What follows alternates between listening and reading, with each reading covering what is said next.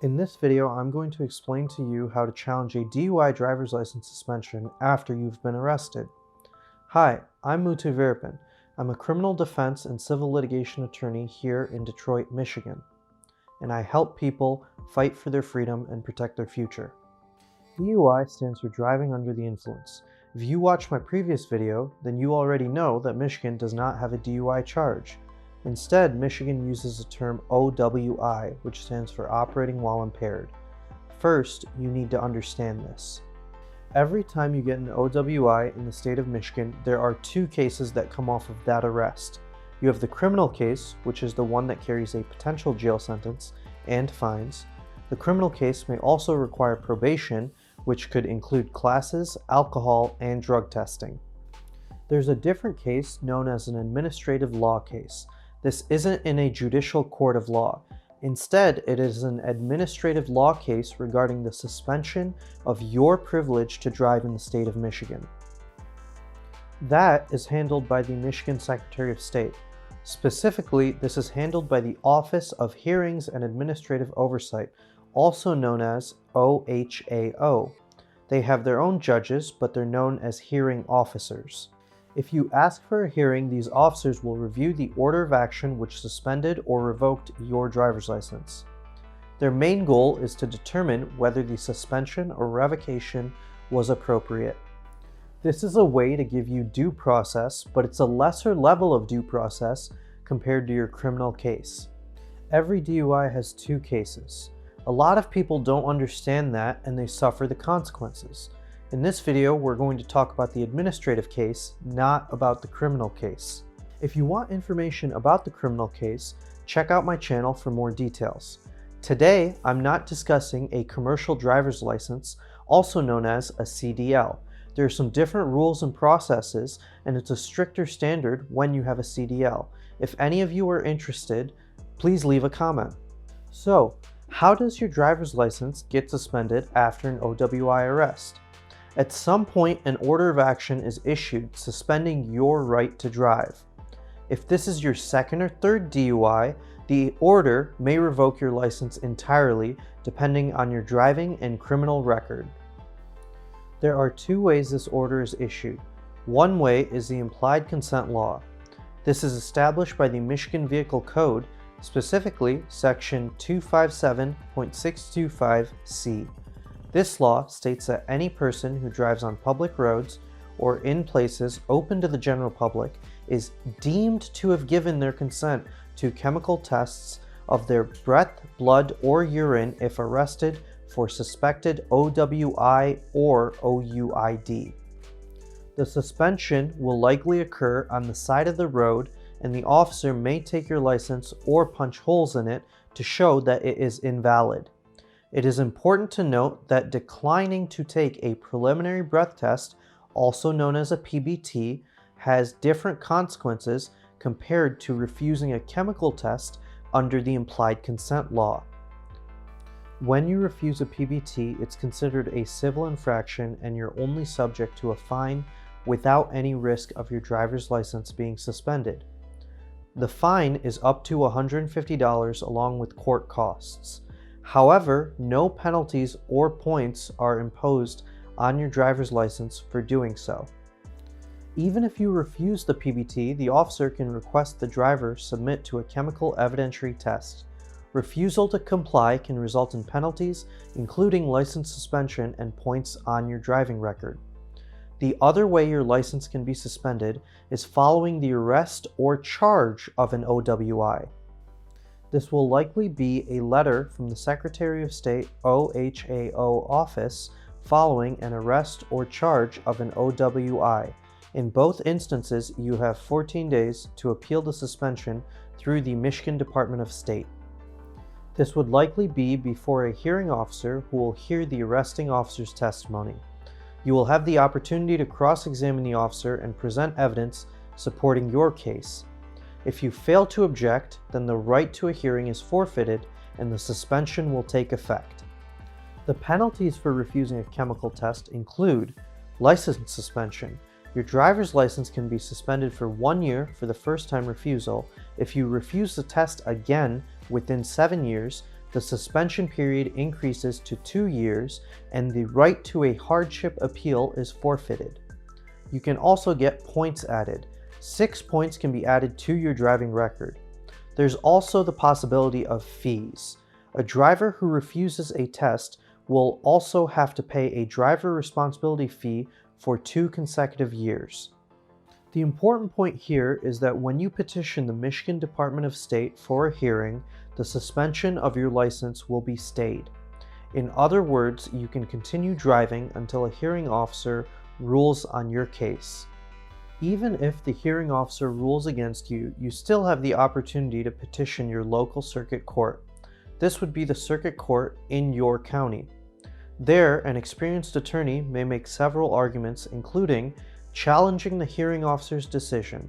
An experienced attorney may argue that the OHAO is operating outside of their jurisdiction. They can also challenge the legality of the stop or arrest. If there's evidence that the officer did not have reasonable suspicion to make the initial traffic stop or probable cause for the arrest, it might be possible to get the entire case dismissed. The attorney may also challenge the refusal allegation. An attorney might argue that the driver did not actually refuse the test, or that the refusal was not voluntary because the driver was confused or did not understand the consequences of refusal. They may also challenge the admissibility of the BAC test results. Even if a driver consented to a test and the results show a high BAC, an attorney might challenge the test's reliability or accuracy, or argue that the test was not administered properly. All requests made to OHAO can be made via email or mail. However, it is important to understand that all Secretary of State communications are sent to the driver. Therefore, it is important to communicate with your attorney so they can gather all necessary information and develop the proper arguments. It is important to understand that this is a paperwork shuffle which involves many hoops. In some situations, the officer may not file the correct paperwork, or it may take longer for the paperwork to arrive in front of the hearing officer. In other cases, the OHAO may require a controlled substances evaluation, a drug test, and a physician's statement. Often, the OHAO will require 3 to 6 support letters from a cross-section of individuals, including family members, co-workers, friends, and neighbors. Well, what is the scope of the hearing? The first thing the government has to prove is whether the officer had reasonable grounds to believe that you were guilty of an OWI. That means that you were driving or under physical control of a vehicle while being impaired by the consumption of alcohol or drugs. The second thing that the government has to prove is that they placed you under arrest for violation of the relevant OWI statutes. The hearing officer determines whether a test was taken and whether the results showed that you had a blood alcohol or breath alcohol content of 0.08 or higher. Alternatively, the hearing officer may determine that there was a drug in your system that impaired your ability to drive. The officer must also agree that the testing method used was valid, reliable, and whether the tests were accurately evaluated. I have never seen a hearing officer ask this, but they often take certified documents showing test results at face value. This document may reflect a data master showing breath alcohol content or a letter from a forensic laboratory showing blood alcohol content. If the license suspension is for your refusal, then your BAC doesn't matter as much. Only the first 2 prongs, the reasonable suspicion and the arrest, matter. Well, how does the government prove the suspension? The officer appears on Zoom and testifies. Sometimes they submit a copy of the test results. However, the OHAO will turn over any documents submitted by the government as part of the discovery process so that you can adequately prepare for your hearing. Well, how do you prepare for your hearing? You want to get discovery from your criminal case. Specifically, you want body cam video, the blood or breath test results, and any other discovery that can help your case. You want to challenge the elements the government has to prove. For example, if you weren't driving and you were just sleeping in your vehicle, Then it becomes a physical control issue.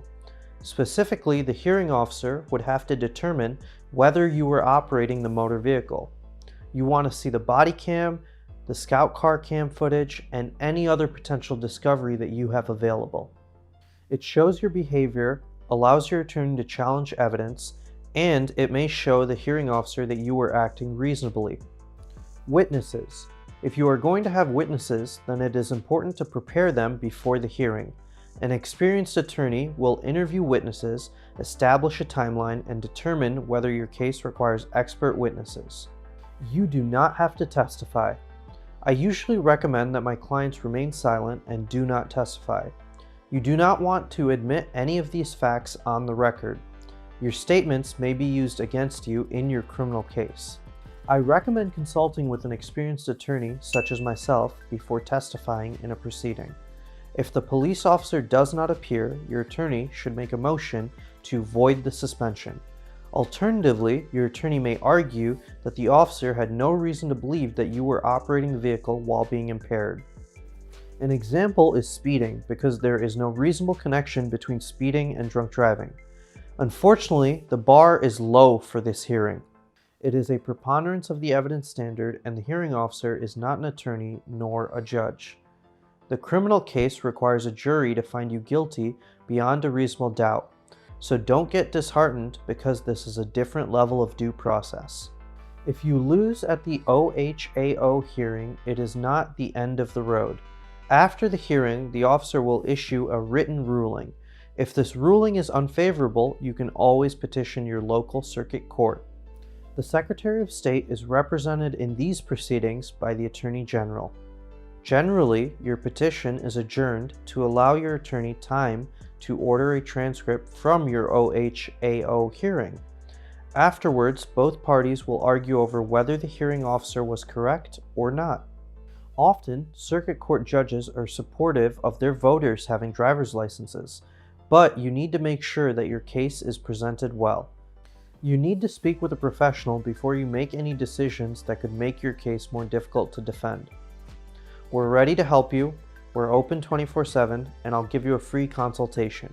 You'll sit with me and we'll review your case and see what defenses you have. This video is not legal advice and should not be relied on for legal advice. Be sure to consult with an experienced attorney whenever you have legal issues.